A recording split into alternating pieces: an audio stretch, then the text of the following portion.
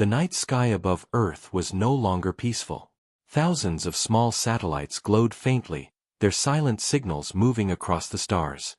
For most people, they were nothing more than dots of light. But for the governments and hidden powers that controlled them, each dot was a weapon, a tool, a watchful eye. In a small city near the coast, a boy named Daniel stood on the rooftop of his house. He was only 17, but his mind was already shaped by years of whispers, warnings, and strange broadcasts. The news spoke about peace. The teachers spoke about unity. But the streets told a different story. People no longer trusted each other. Small fights became bigger every day. Neighbors turned into enemies.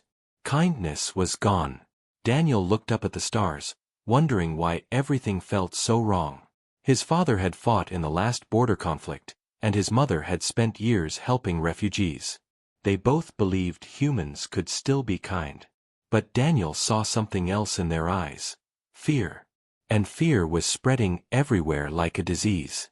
Far above, beyond the sky, beyond the satellites, something else was watching. A fleet of ships, massive and silent, floated in the darkness. They were not human. Their technology was older, sharper, and crueler. For months, they had observed humanity. They had seen kindness fading. They had seen leaders speak with honeyed words but prepare with steel and fire. And they had decided that the time was almost right. But humans were not blind either. In hidden bunkers deep below mountains, men and women monitored the skies. They had noticed strange patterns in the stars. They had tracked movements no telescope should have seen. And in their secret councils, they spoke the same words again and again. The war is coming. Be ready. Daniel's world began to crack the night the sirens wailed. At first, people thought it was another drill. They had been told many times to stay calm, to follow instructions, to trust the system. But when the ground shook and the sky split open with fire, trust vanished in seconds. Across the horizon, bright streaks of light tore through the air. Some were missiles. Some were not. Daniel ran down from the roof, his heart racing. His mother was shouting, pulling supplies into a bag. His father was on the communicator, trying to reach someone, anyone. The world had changed in a heartbeat. On the other side of the ocean, in great halls of power, generals gave orders. Satellites lit up with commands. Drones rose like swarms of angry insects. The first shots had been fired, but no one could say who fired them. Some claimed humans struck first, tired of being watched and tested. Others swore it was the aliens, forcing humanity into submission. The truth was hidden, but the war had begun. Daniel and his family joined the waves of people fleeing the city. The roads were filled with vehicles, cries, and confusion. No one knew where safety was. Some whispered that underground shelters would open. Others said they were already full, reserved only for the rich and powerful. Every face Daniel saw was filled with the same question: why now? Above the chaos, the alien fleet finally moved. Their ships entered the atmosphere with silence, like shadows swallowing the sky. They did not speak. They did not warn.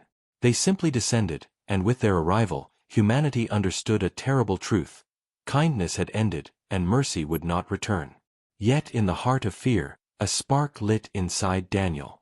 He did not know why, but he felt something burning in his chest. Maybe it was anger. Maybe it was courage. Or maybe it was the last piece of kindness refusing to die. Whatever it was, he knew this war would not be like the stories of old. This war would not be about armies alone. It would be about people, ordinary people, choosing whether to hide, to break, or to rise. The night grew louder with screams and fire. Daniel held his sister's hand tightly as his parents pushed them forward. Somewhere in the sky, a human fighter jet clashed with a strange black ship. The explosion lit the darkness like a second sun. Everyone froze for a moment, staring upward. It was beautiful, and it was terrifying. And in that moment, Daniel realized something that made his skin crawl. The war was not only about survival. It was about proving something. The aliens had come to test whether humanity was strong enough to stand, or weak enough to fall. They had seen humans lose kindness, and they believed it was weakness. But they did not understand humans completely. They did not understand what happens when people have nothing left to lose. As fire rained from the sky and the ground shook again, Daniel whispered to himself, his voice trembling but steady enough to carry. "We will not bow. Not this time." The war had begun, and there was no turning back. The city was no longer a city. Smoke covered the streets, buildings shook as explosions echoed in the distance, and people ran like shadows with no direction. Daniel held his sister's hand so tightly that her fingers turned pale. His mother kept pushing them forward, while his father searched every corner for a safe path. But there was no safety. Not anymore. The alien ships hovered above, silent and cold, like giants watching ants. They did not fire all the time.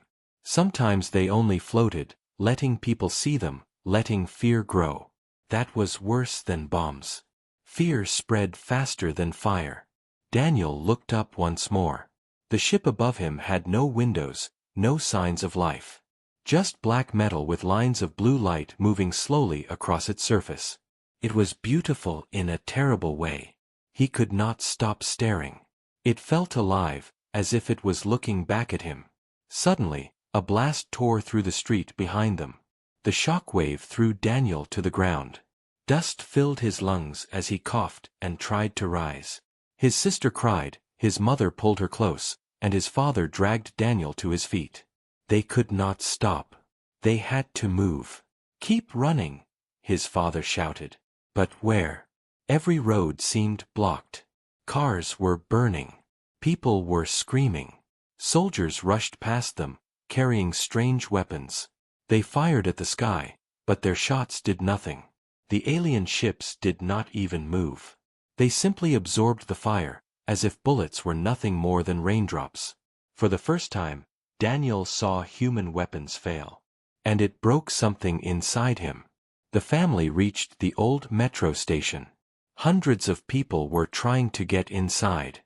Guards were yelling, pushing back the crowd, shouting about space and order. But order was gone. The crowd surged forward, desperate, angry, afraid. Fists flew, voices turned into screams. People were not fighting the aliens. They were fighting each other. Daniel's father pulled them to the side, away from the main entrance. He knew there was no way they would get inside. The shelters were always for the powerful, never for the ordinary. And so he led them down a dark alley, hoping for another way, any way. In the distance, another explosion shook the air. But this one was different. Daniel turned and saw fire not from human weapons, but from the aliens themselves. One of the black ships opened its hull, and a beam of light cut through the city like a blade. Buildings crumbled as if made of paper. People vanished in the fire. The scream of thousands filled the night, then silence. Daniel's mother stopped for a moment, her body frozen. Tears ran down her face as she held her daughter tighter. Daniel could see it in her eyes. She was breaking. But his father would not let her stop. He pulled her forward, whispering harshly, "We must move. For them." His eyes pointed at Daniel and his sister. That was enough to keep her moving. They reached the lower streets where fewer people ran. The city here was older, broken even before the war began. Houses were abandoned, windows shattered, walls covered in graffiti. For a moment, it was almost quiet. Only the distant hum of the alien ships filled the air. Daniel finally breathed, but it was not relief. It was fear. A quiet fear, heavier than the loud chaos they had left behind. Then they saw it, an alien machine walking through the ruins. It was tall, with legs like metal bones and eyes that glowed red. It moved slowly, scanning the ground, searching for survivors. When its light touched a human, the person vanished in seconds, turned into ash. Daniel froze. His whole body shook, his legs refusing to move. His sister whimpered, her voice so soft that it almost broke him. His father covered her mouth quickly, eyes locked on the machine. They all stayed still, not even breathing. The machine stopped. Its red eyes moved across the street. Then it turned, slowly, as if it sensed something. For a terrible moment, Daniel thought it was looking right at him. His heart pounded so loudly he thought the machine could hear it. But then, it walked away, its heavy steps fading into the distance. Only then did his father whisper, "We need to go underground. Now." They found an old maintenance tunnel, hidden behind broken concrete. It smelled of rust and mold, but it was better than the streets. They slipped inside, crawling through darkness, every sound echoing too loudly. The tunnel went deeper, twisting like a snake. Finally, they reached a small chamber where they could rest. Daniel sat on the cold floor, his chest still burning from fear. His sister clung to their mother. His father sat apart, silent, staring at the darkness. Daniel wanted to ask what they would do now, but the words never came. He already knew the answer. There was no plan. There was only survival. Above them, the war raged on. The aliens had landed, and humanity's defenses were failing. But Daniel did not know one thing, that deep in another part of the city, resistance was forming. Ordinary people, broken and scared, were beginning to gather. They had no great weapons, no powerful leaders, but they had something else. Something that the aliens had never understood. And soon, Daniel would be pulled into it. The night was not over. The war had only begun. The tunnel was dark and wet, but at least it was quiet. Daniel sat with his back against the wall, listening to the distant rumble above. Every explosion sent dust falling from the ceiling, but the walls held. His sister was asleep in their mother's arms, though her small body twitched whenever the ground shook. His father kept walking in circles, restless, as if movement was the only way to fight the fear. Hours passed like that, with nothing but silence and trembling earth. Daniel could not stop thinking about the red-eyed machine they had seen. Its heavy steps echoed in his mind. He could still see the way people vanished when the light touched them. That image burned deeper than the explosions. Finally, his father stopped pacing. "We cannot stay here," he said. His voice was low but firm. "If the machines find this tunnel, we are finished." "Where will we go?" his mother asked. Her voice was thin, tired, and heavy with doubt. "There must be other survivors. We need to find them." Daniel wanted to believe him, but he was not sure. The city above looked broken. He had seen neighbors fighting each other, guards refusing people shelter, soldiers dying in seconds. What survivors could still exist? But before he could speak, the sound of footsteps came from the tunnel. Soft, careful steps, not heavy like the alien machines. Human steps. His father raised a piece of broken metal like a weapon and waited. The shadow of a man appeared first, then his voice. "Don't be afraid," the stranger whispered. "I'm human." He stepped closer, and Daniel saw his face under the faint light. The man looked older, maybe 30 or 40, with rough skin and sharp eyes. He carried a small bag and something that looked like a rifle, but not like the ones Daniel had seen soldiers carry. "My name is Aaron," the man said. "I'm part of a group. We're gathering survivors. You should come with me. It's not safe alone." Daniel's father studied him carefully, suspicion clear in his eyes. But what choice did they have? Staying meant waiting for death. Slowly, he nodded. They followed Aaron through the tunnels. He moved quickly, like someone who knew the paths well. After many turns, they reached a larger chamber filled with people. Dozens of them sat against the walls, whispering, resting, or cleaning weapons.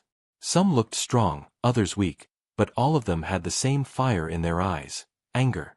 "This is what's left," Aaron said softly. "We call ourselves the Resistance." Daniel stared, wide-eyed. These people did not look like soldiers.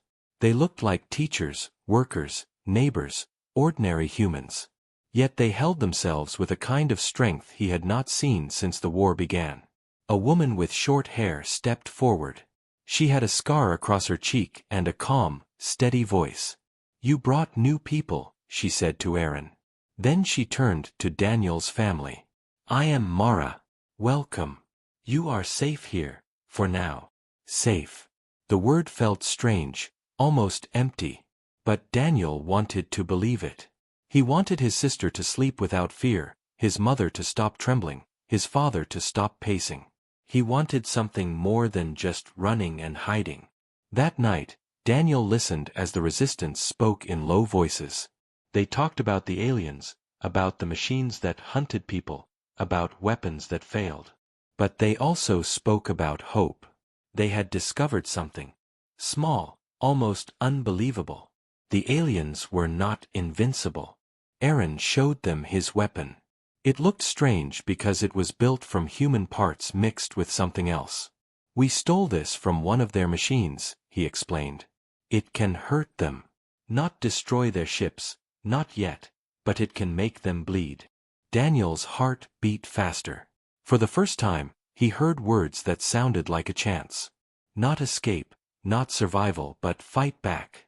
Later, as everyone tried to rest, Daniel lay awake, staring at the damp ceiling. His father was already whispering with Mara, talking about plans, about helping the group. His mother held his sister tightly, afraid to let go. Daniel closed his eyes, but the images kept coming. Cities burning, ships floating, red lights searching. And then another image formed in his mind, one he had never seen before. Humans rising, not as broken individuals, but as one. Ordinary people with nothing left to lose, fighting against the giants in the sky. The thought scared him. It also lit something inside him, the same spark he had felt before. Maybe this was what the aliens never understood. Humans could be cruel, humans could fight each other, humans could lose kindness. But when the world pushed them to the edge, when there was no mercy left, they did not bow. They rose. Daniel whispered to himself, the same words he had spoken under the burning sky. "We will not bow. Not this time." The war outside grew louder, but inside that tunnel, among strangers who were now something more, Daniel felt the beginning of a new fire. The resistance was small, fragile, and desperate. But they were not broken. And soon, they would strike back. The night passed slowly, but for the first time since the war began, Daniel was not only afraid. He was waiting. Waiting for the moment when humans would remind the universe why they should never be underestimated. The war was changing, and Daniel was changing with it. The underground chamber buzzed with quiet energy. People whispered, checked their weapons, and scribbled notes on old scraps of paper. The resistance was not an army. It was only a group of survivors trying to fight back. Yet in their eyes, Daniel saw something powerful. They were tired, hungry, and scared, but they were not broken. Mara stood in the center, her scar catching the dim light. "We strike tonight," she said firmly. A supply drone landed in the north sector. "If we can capture it, we can get food, medicine, and maybe alien tech. Without it, we will not survive the week." Murmurs filled the chamber. Some were eager, others afraid. Daniel's father spoke up. "We'll help. We cannot just hide while others fight." Daniel's heart raced. He wanted to speak too, but his voice refused to come. He was not a fighter. He had never held a weapon. But deep inside, the spark grew stronger. As the group prepared, Aaron handed Daniel a small device. It looked like a pistol but lighter, with glowing lines across its surface. "It's alien tech, rebuilt," Aaron said. "Not easy to use, but if you point and pull, it can hurt their machines. Stay close, don't run alone, and remember, you're fighting for more than yourself." The words stayed with him. Fighting for more than himself. When night fell, the resistance moved through the broken city. Shadows hid their shapes as they crawled through ruins and empty streets. The sky above glowed faintly with alien ships, but none descended. The silence was worse than noise. Every breath sounded too loud. Every step felt dangerous. Finally, they reached the north sector. The supply drone was there, massive, with legs like steel and a cargo pod strapped to its back. It stood in the middle of a ruined square, guarded by two red-eyed machines. Their scanners swept across the rubble, their steps heavy and slow. Mara raised her hand, signaling the group to wait. She studied the machines, then whispered, "We attack together. Aim for their joints. Move fast." The resistance spread out. Daniel's hands shook as he gripped his weapon. His father crouched beside him, whispering, "Stay calm. Do as they say. We survive together." Then, the signal came. A flash of light from Mara's weapon, followed by the sharp crack of human rifles. The square erupted in chaos. The red-eyed machines turned instantly, their scanners glowing brighter. One fired a beam that sliced through a wall, sending stone crashing down. Screams echoed as fighters scattered. But they did not run. They kept firing, their weapons flashing again and again. Daniel aimed at one of the machines. His finger trembled on the trigger. For a moment, he froze. Then he remembered Aaron's words, "Fighting for more than yourself." He pulled the trigger. A burst of blue light shot from the weapon, striking the machine's leg. Sparks flew. The metal groaned, and the machine stumbled. Daniel gasped. He had hurt it. He had actually hurt it. The resistance cheered, their voices mixing with the chaos. They fired harder, pushing forward. But victory was not easy. The second machine roared, its beam cutting through 3 fighters at once. They vanished in the light, leaving only ash on the ground. Daniel's stomach twisted, but he could not stop now. His father shouted, "Left side! Aim lower!" Together, they fired at the machine's joints. With a scream of tearing metal, it collapsed, crashing into the rubble.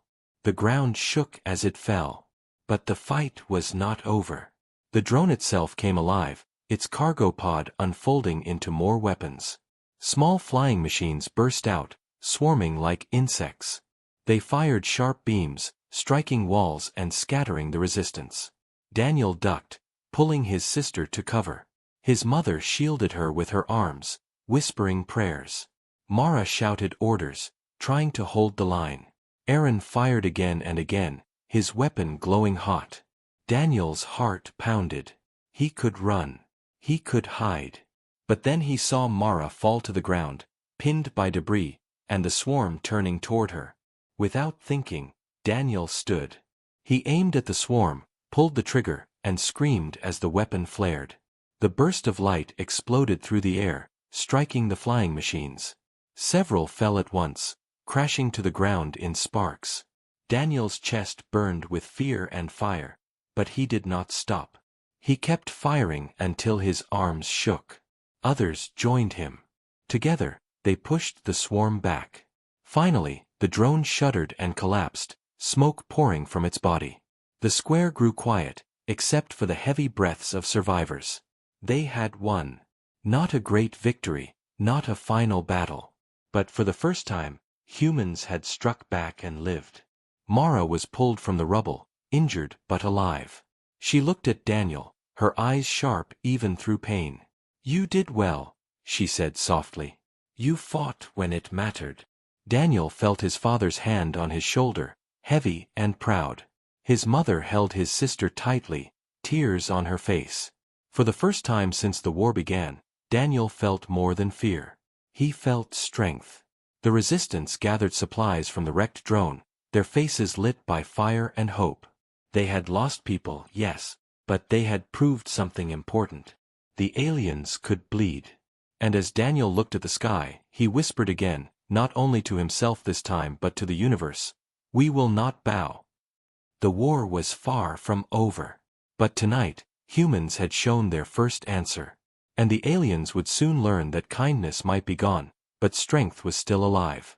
The ruined square still smelled of smoke. Broken machines lay scattered across the rubble, their red eyes dim. The resistance gathered what they could, packing food, water, and strange pieces of alien metal into bags. No one spoke much. Victory was rare, but the cost was heavy. The bodies of the fallen were left behind, covered only by dust. There was no time for graves. Daniel stood near the wreck of the drone, staring at the glowing shards that once powered it. His hands shook. He had fought, He had fired, and he had survived. But the memory of people turning to ash burned inside him. He had learned something important that night. Victory did not feel clean. Mara limped toward him, leaning on Aaron's shoulder. "Do not let fear take your strength," she said. Her voice was tired but steady. "You did more than anyone expected." Daniel nodded, though he was not sure if he believed it. He still felt like a boy, not a fighter. Yet something inside him had changed. The spark was no longer small. It was growing. Far above, in the silent orbit beyond Earth, the alien fleet watched. Their commanders studied the broken signals from the fallen machines. Their language was sharp, metallic, full of static and tones, but their meaning was simple. Humans resisted. Humans killed. The aliens had come expecting chaos and surrender. They believed humans were too divided, too cruel to each other, too weak to stand together. But the report of resistance changed everything. The commanders decided. Destroy faster. Crush deeper. Show them mercy is gone. And so, the war grew darker. The resistance returned to their hidden base before dawn. Exhaustion dragged at every step. Yet when they entered the chamber, whispers filled the air. Survivors looked at them with wide eyes, with hope. For the first time, people believed the aliens could bleed. Daniel sat with his family, eating cold food from a cracked tin. His sister leaned against him, already half asleep. His mother touched his hair, silent but proud. His father's eyes, however, stayed sharp, watching Mara, watching Aaron, watching everything. Daniel knew what it meant. His father had already chosen to fight, no matter the cost. Days passed in the tunnels. The resistance grew busier. They trained with their strange weapons, shared information, mapped the ruins above. Daniel joined them, though his arms ached and his aim wavered. Aaron showed him how to hold steady, how to breathe before firing. Mara tested his courage, pushing him into drills that left him shaking. "Fear will not leave you," Mara told him. "But courage is acting while fear burns inside." Daniel listened. He learned. Slowly, he began to change. His hands grew steadier. His eyes sharper. He was no soldier, not yet, but he was no longer only a boy. One night, as the group planned their next move, the ground trembled harder than before. Dust rained from the ceiling. The distant sound of collapsing buildings echoed through the tunnels. Everyone froze. Then the alarms screamed. Scouts rushed in, breathless. "They've found us," one shouted. "The aliens are sweeping this sector. Their machines are coming." Panic swept the chamber. Mothers clutched children. Fighters grabbed weapons. Some wanted to run deeper underground, others argued about fighting back. The air filled with fear and shouting. Mara's voice cut through the chaos. "Silence," she roared. "We cannot run forever. If we scatter, they will hunt us one by one. Tonight, we stand." Her words stilled the chamber. Daniel felt his chest tighten. Stand. Against the machines? Against the red eyes and the beams of fire? His body shook, but then he looked at his family. His sister's wide, frightened eyes. His mother's trembling hands. His father's grim face. There was no choice. Running would only delay the end. Aaron placed a weapon in Daniel's hands. "You are ready," he said quietly. "Remember, fight for more than yourself." Above, the sound of heavy steps drew closer. The machines were coming. Their red lights glowed faintly in the darkness of the ruined streets. The resistance lined up at the tunnel entrance, weapons raised, hearts pounding. Daniel stood among them, his father on one side, Aaron on the other. His mother and sister were deeper in the tunnels with the other families, waiting, praying. The first machine appeared, its scanner sweeping the street. Behind it, more shadows moved, larger shapes, heavier than before. The aliens had sent not just hunters, but something new. War walkers, taller than buildings, their metal frames glowing with power. Daniel's breath caught. Fear screamed inside him. But he did not step back. He gripped his weapon, feeling its weight. Mara's voice rose, calm but fierce. Remember why we fight. Remember who we are. Humans bow to no one. The machines stepped closer, their red eyes burning. The resistance raised their weapons. For a single moment, the world was silent. Then fire filled the night. The tunnels shook as if the earth itself was breaking. Dust rained from the ceiling, and the ground groaned under the heavy steps of the alien war machines. Daniel gripped his weapon tighter, his palms slick with sweat. Around him, the resistance prepared to face death. The first blast came like thunder. A beam of red fire cut through the tunnel entrance, melting stone and steel. The air turned hot, burning Daniel's skin. Screams echoed as fighters fell. But Mara's voice rose above the chaos. Hold the line. Do not break. The resistance fired back. Blue bursts from alien tech weapons mixed with the sharp cracks of human rifles. The tunnel lit up with flashing lights, turning the darkness into a storm of fire. The first alien machine stepped inside, its metal legs crushing debris. Red eyes scanned the chamber, searching for targets. Aaron fired first. His shot hit the machine's shoulder, sparks flying.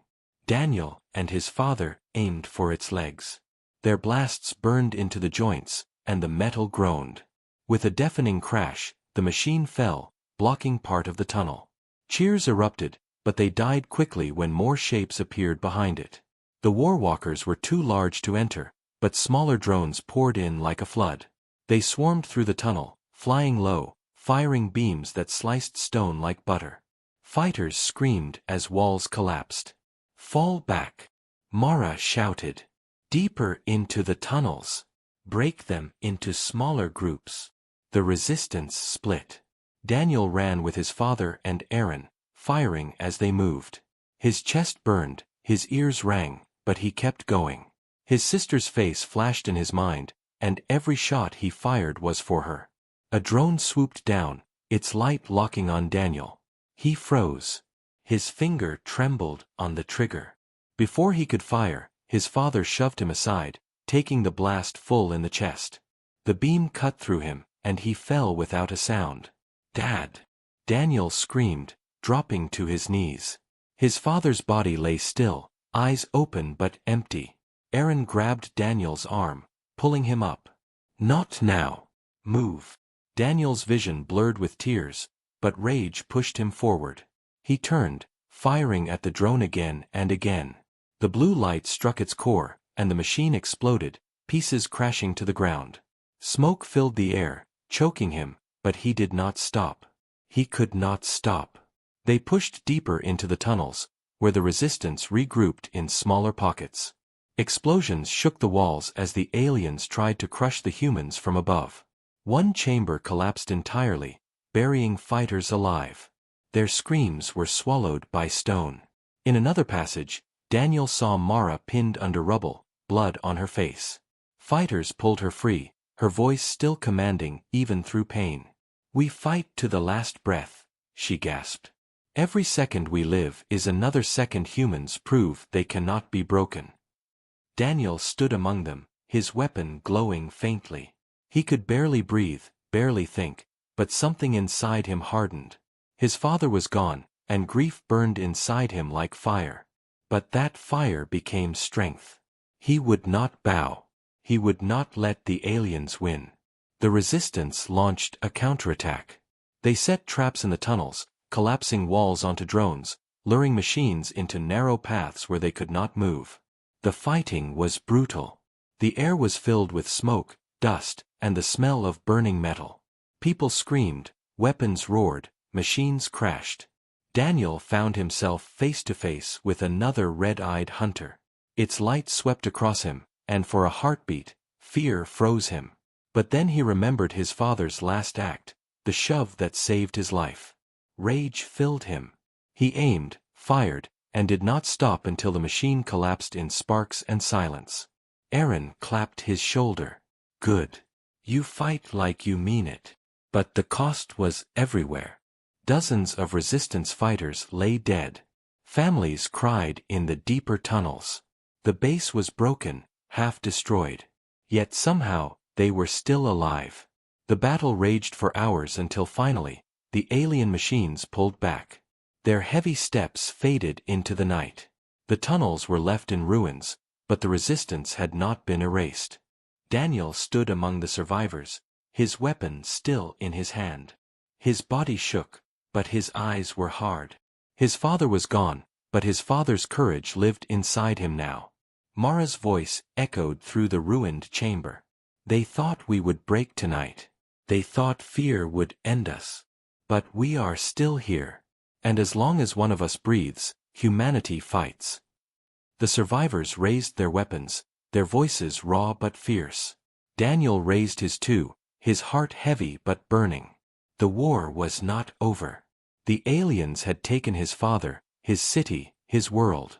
But they had not taken his will. And as he looked at the broken walls, the fallen friends, and the survivors who still stood, Daniel whispered again, louder than before, his voice filled with fire. We will not bow. The war continued, and Daniel knew, this was only the beginning of his fight. The tunnels were broken, but the resistance still stood. Fires burned in the shadows, smoke clung to the ceiling, and the air smelled of ash. Survivors patched their wounds, whispered over the fallen, and prepared their weapons once again. They knew the truth now, the aliens would not stop. The machines would return, stronger, hungrier. And there was no safe place left to hide. Mara's voice carried through the ruins, hoarse but unshaken. We cannot wait for them to crush us. Tonight, we strike first. We hit their command ship while it hovers above the city. If we fall fighting. If we win, the world will see that humans are not finished. Daniel felt the words burn inside him. His father was gone, but his sacrifice lived in Daniel's blood. His mother held his sister deeper in the tunnels, her eyes wet but steady. She did not beg him to stay. She only whispered, "Come back alive." The resistance prepared for war. From broken machines, they had built strange weapons, crude but deadly. From captured drones, they had learned how to bend alien circuits. From pain, they had forged courage. When night came, they moved through the ruined city like shadows. Fires still burned in the distance, but the sky was worse. The alien command ship hovered above the tallest tower, its black surface glowing with blue veins of power. Smaller ships circled it like vultures, their red lights sweeping the streets. The resistance spread out. Mara led from the front, Aaron beside her, Daniel close behind.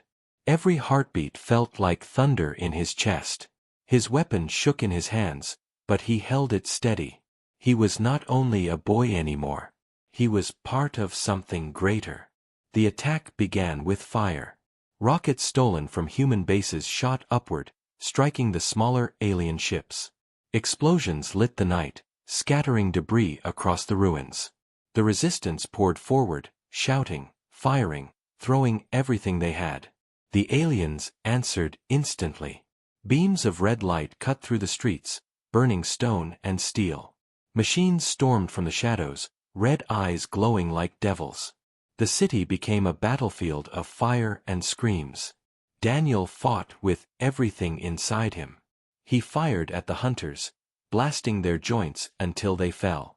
He ducked behind rubble, heart pounding, lungs burning, but he never stopped. Beside him, Aaron shouted orders, covering his back. Ahead, Mara charged even through her wounds, her scarred face lit by fire. The resistance reached the tower's base. The alien command ship loomed above, its massive form casting shadows across the burning city.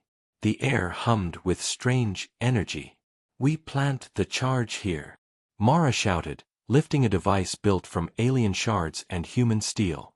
"It will tear their core apart. Hold them off until it's ready." The fighters formed a wall, firing at the endless swarm of drones. Sparks and fire rained down. People screamed, machines crashed, rubble shook the ground. Daniel's ears rang, but he kept firing, every shot carrying the memory of his father. A war walker stepped from the smoke, towering above the ruins. Its legs crushed cars, its eyes glowed bright red, and its cannon burned with power. Daniel froze. It was bigger than anything he had faced before. Aaron grabbed his arm. "Together!" he shouted. They fired at its legs, blasts burning into the metal. Others joined them, focusing fire until the giant groaned, staggered, and collapsed into the street with a roar. The ground shook as if the earth itself cheered. The charge on the tower glowed brighter. Mara shouted, "Almost ready. Hold the line." But the aliens knew. The command ship shifted, opening its hull. A massive beam of light gathered, ready to fire on the resistance. If it struck, nothing would remain. Daniel's chest tightened. He thought of his mother, his sister, of his father's last act. He thought of every scream, every fire, every face that had refused to bow. He felt the spark inside him blaze into fire. He ran forward. "Aaron, cover me!" he shouted. He dashed across the rubble, firing wildly at the smaller drones that tried to block him. Beams flashed past him, burning the ground, cutting stone. His legs screamed in pain, but he did not stop. He reached Mara, who was struggling to hold the charge steady. Her hands shook, blood dripping from her side. Daniel grabbed the device. "I'll do it." Mara's eyes widened. "You'll die." Daniel shook his head. His voice was steady, stronger than he had ever heard it. "Not if it saves them." He lifted the device, aiming it at the sky. The command ship's beam grew brighter, the hum shaking the air. Daniel pressed the trigger. The charge exploded with blinding light. A wave of energy shot upward, striking the command ship directly in its core. The black metal screamed as cracks of blue fire tore across its surface. The sky lit up like day. The ship shuddered, groaned, then erupted in a storm of fire and broken steel. The smaller ships spun out of control, crashing into the ruins. The ground shook with the force of the fall, rubble raining like a storm. When the light faded, silence filled the city. The alien command ship was gone, destroyed. The resistance stared at the burning wreck, their faces lit by hope for the first time. Cheers broke through the silence, raw and loud. "We did it. Humans fight back." Aaron turned, searching. Daniel lay on the ground, the device shattered beside him. Smoke rose from his hands, his body weak, his chest rising and falling with shallow breaths. Mara knelt beside him, her scarred face soft for the first time. "You gave us victory," she whispered. Daniel's lips trembled, but a smile touched his face.